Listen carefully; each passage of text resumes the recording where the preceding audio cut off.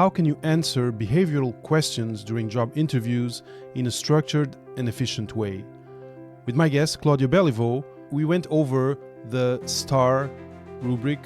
Here's what Claudia had to say. When we come out of a degree like the PhD and we get asked those questions that are so personal and out of left field in a way, they stress us. There's so many things that can happen if you're not ready. Have there been questions that you have a before and an after of how you dealt with them that you can share? For behavioral questions, so like what you mentioned, where it's kind of like, tell me a time where you had a challenge, how did you deal with it?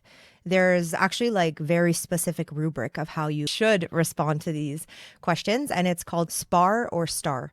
So situation.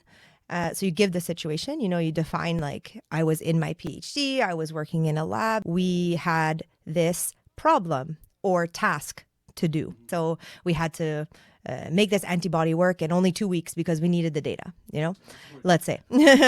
And then what's your action? What did you do? I actually took initiative and I came in extra hours and blah, blah, blah. And I did this.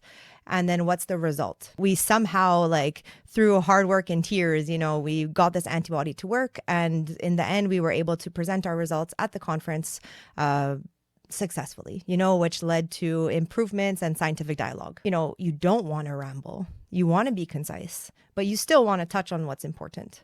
So I've heard a lot from informational interviews. Academics like to chat. Yeah, when I was a kid. Yeah, which is like not necessarily what HR or the hiring manager wants to hear. They want something concise. They want to know you're not wasting your time, their time, the customer's time, the client's time, whatever.